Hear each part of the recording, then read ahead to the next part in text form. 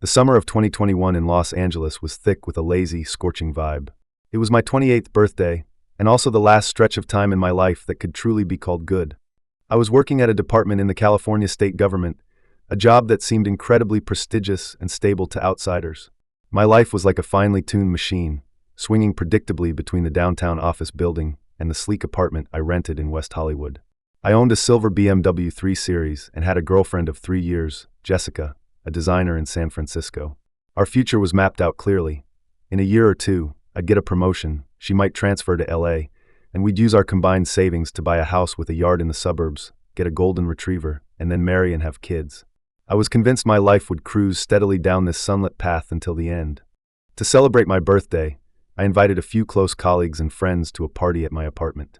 It wasn't big, but it had a great view, with part of the city's glittering skyline visible from the balcony. People brought craft beers and top-shelf whiskey. Someone even showed up with Cuban cigars.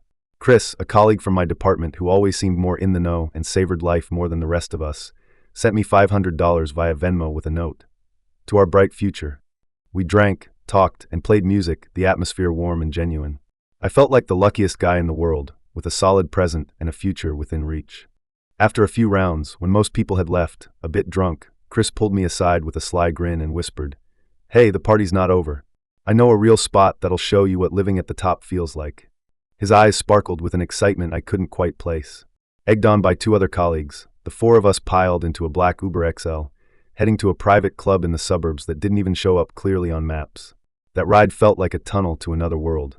The city lights grew sparse outside the window, and my heart raced, fueled by alcohol and curiosity. That night, with the low hum of the car engine, the curtain quietly rose on the turning point of my life, the prelude to all my tragedies. The club was tucked away in a secluded estate, with security so tight it felt like a fortress. The luxury inside was beyond anything I'd imagined, the air heavy with the scent of expensive cologne and money. The entry fee was astronomical.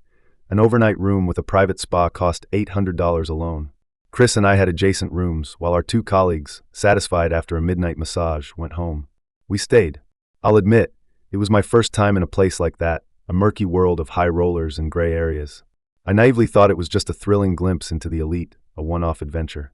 I had no idea the seeds of my downfall were planted that night, ready to sprout and grow into a towering tree that would strangle all my happiness. Late that night, fresh from a shower and wrapped in a bathrobe, basking in the surreal opulence of my room, Chris walked in with 2 glasses of whiskey. Without small talk, he plopped onto the sofa, pulled out his phone, and opened a slick online gambling site. The screen showed a Baccarat table with a stunning blonde dealer, like a live casino stream. "Come on, man, wanna play?" he said, tilting his chin at me. "We gotta win back what we spent tonight." That's how smart people do it. Under the haze of alcohol and the electric atmosphere, I didn't say no. I watched him bet fast, the numbers on the screen flipping wildly. Those few seconds waiting for the cards were a heart-pounding mix of nerves and thrill. About half an hour in, he seemed to lose a bit but shrugged it off, grinning as he pointed at the screen. "Watch this moment of truth. Last bet, $500. If I win, it's $5,000, cashable instantly." He pushed his chips to the player side, flipped his phone face down like it was some ritual, and waited. Those 30 seconds felt like a century. When he finally flipped it over and handed it to me, asking what came up, I told him the player won. He let out an exaggerated yell, jumping off the sofa. "See that? Tonight's expenses all covered." He hit withdraw, and within minutes, showed me the $5,000 that hit his banking app. The sight of money being created so dramatically, so quickly, hit me like a wrecking ball. I spent my days slogging through tedious government work, grinding for annual raises, while Chris, in half an hour, casually made what took me a month's after-tax income. My rationality crumbled under the weight of raw greed. I eagerly asked for the site's link. Looking back with a clear head, Chris, as a seasoned gambler, had to know the bottomless pit behind online gambling. Yet he didn't warn me. Instead, he hyped up the thrill of easy money. I'm 100% certain he was an agent for that platform, and I was his carefully chosen prey. That night changed my life. I used my credit card to sign up for an account.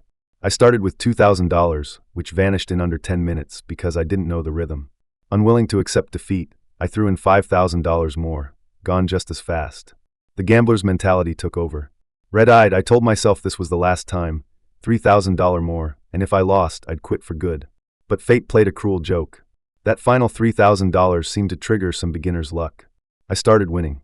I stopped betting recklessly, mimicking Chris's style, doubling down sometimes, playing steady others, cautious but deliberate.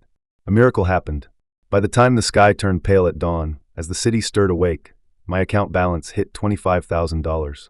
Normally I'm disciplined, sleepy by 2 a.m., but that night, gambling until sunrise, I was wired, adrenaline blocking out exhaustion. I felt like I'd cracked the code to wealth, like I was the master of my destiny. After winning, I played it safe and stopped. I told myself it was a fluke, a one-time windfall, not something to get hooked on. I had a stable job, a girlfriend who loved me, and a clear life plan. I transferred the winnings to my bank account, staring at the numbers with a mix of surreal joy and a twinge of fear. A week later, Jessica flew down from San Francisco to see me. Maybe to show off my new skill, or to ease the faint guilt of unearned money, I was recklessly generous. I took her shopping in Beverly Hills, buying her a luxury bag she'd long wanted but thought was too pricey, $2,000. We dined at the city's fanciest restaurant, dropping nearly $1,000 on dinner. When she mentioned her phone was lagging, I whisked her to an Apple store and bought the latest top-spec iPhone, another $1,500. In those moments, seeing her surprised and admiring gaze, my vanity was immensely satisfied. But when the weekend ended and I dropped her off at the airport, alone in my empty apartment, a sharp pang of regret hit me. A chunk of my hard-earned savings, gone in 2 days. That's when the gambling site's interface, like a devil's smirk, flashed in my mind. I told myself, no big deal, I won easily last time, I can earn back what I spent. I dug up the site from my browser history, topped up my account, and started betting. But Lady Luck was asleep this time.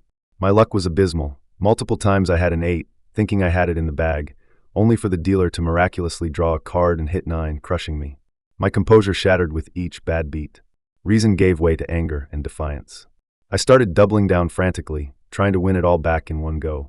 I kept topping up, credit cards, savings account, until my banking app warned me I'd hit the daily transfer limit. It was like a bucket of ice water. I checked my transactions, hands shaking. My account, which once held $100,000 in savings, was down to under $20,000. Over $80,000, years of hard work, gone in one night. That night of loss, I can't fully describe the pain. It was a tangled mess of regret, shame, rage, and despair, like a net suffocating me. I sat on my balcony, smoking cigarette after cigarette, trying to numb my shredded nerves.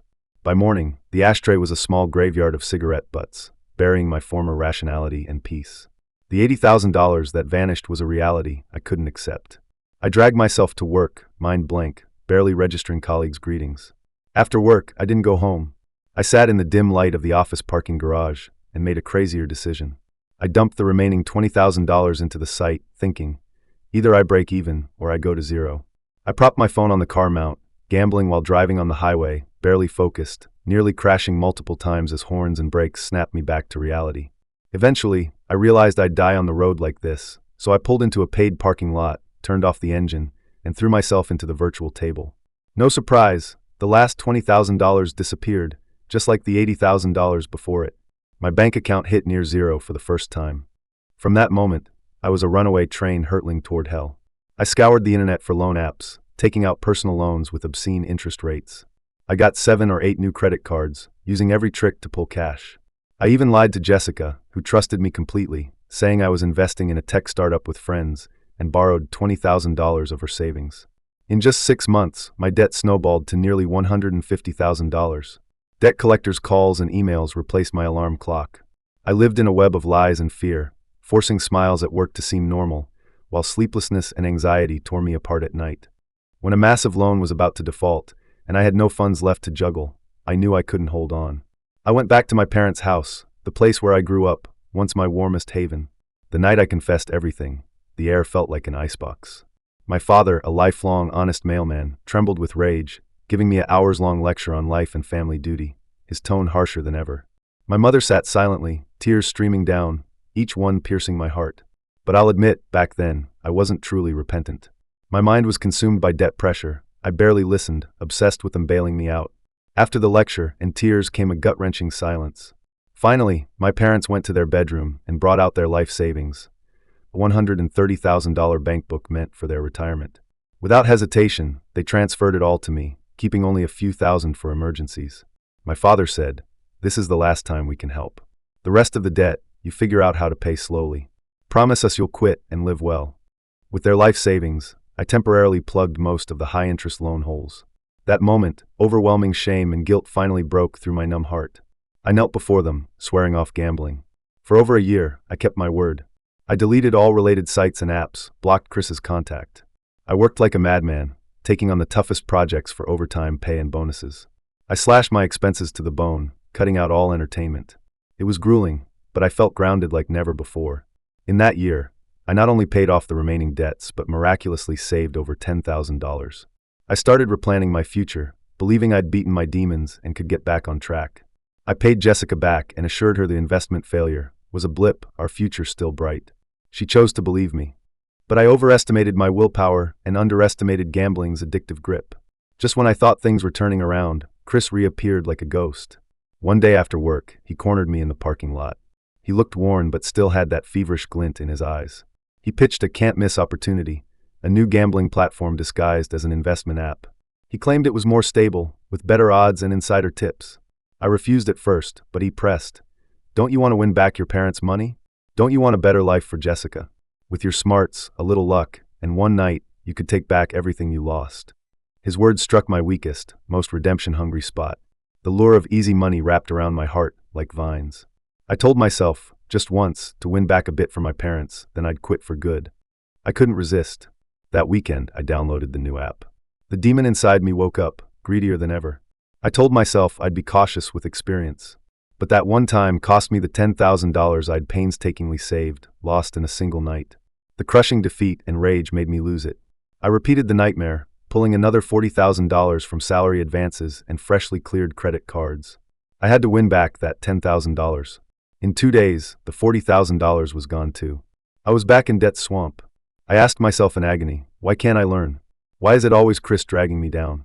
From the first temptation to this latest nudge, 90% of my descent into this abyss was his doing. He was like Satan's envoy, pushing me deeper with every appearance. What followed was a long, torturous execution. This round of gambling lasted longer, and I lost all control. My life became a monotonous loop. Work, scrounge money, bet, lose. My lies grew bigger. I told Jessica I was working on a big project needing constant funding. I told my parents my job was fine, even claiming a promotion. I sold my beloved BMW, but the few thousand it fetched didn't last a week on the tables. By late 2024, I quietly tallied my debts, nearly $500,000. Counting lost wages, my parents' money, and my 401k withdrawals, I'd burned through at least $700,000 in this gambling catastrophe. My family had nothing left to give. My only asset was my West Hollywood apartment. I knew it was my last line of defense, sell it, and I'd have nothing. But under the crushing weight of debt, I had no choice. I couldn't sell through an agent, fearing Jessica and friends would find out. So I sold it at a discount to a distant colleague, claiming I needed to free up funds for an investment. The day I signed the contract, LA's sky was gray. Walking through the apartment filled with memories of Jessica's laughter, touching the furniture we picked together, my heart ached with endless sorrow. The apartment sold for $800,000, a steal in LA's market. After paying off all loans and credit card debts, I had about $200,000 left. With that money, I stood at a crossroads, gripped by unprecedented confusion. In LA, $200,000 wouldn't even cover a down payment for a decent apartment. I'd lost my home, a rootless drifter. The craziest, most gambler logic thought took over. Bet it all. I told myself, with $200,000 as capital, more than I'd ever had, and after losing so much, even a rigged platform might pity me and let me win something back. I foolishly believed the gambler's maxim. The casino doesn't fear you winning, it fears you not playing. I thought they'd let me win to keep me hooked. I bet on the house showing mercy, giving me a glimmer of hope. The outcome was predictable. I fed the $200,000 in batches, riding brief highs of winning and longer, agonizing tug-of-wars. In less than a week, my last $200,000 vanished in impulsive bets and doubling down. When my balance hit zero, I felt no anger, no sadness, just a bone-deep numbness. I was done, completely done. For over a month, I lay like a ghost in the small guest room at my parents' house. Just as despair nearly drowned me, Jessica called. Her voice was as gentle as ever, full of hope for our future. She started talking seriously about marriage, saying her parents wanted us to settle down soon. She suggested I put up $50,000 for our joint savings to cover the wedding deposit and a planned European honeymoon. Every word was a knife to my heart, an impossible task. She didn't know I'd sold the apartment or that my car was gone. She thought it was in for maintenance. I couldn't confess. I made lame excuses, saying work was too busy to think about marriage. If I'd had the courage to come clean, her love might have led her to forgive me, to stand by me and rebuild. But at that critical moment, I chose cowardice and evasion, missing my last chance at redemption.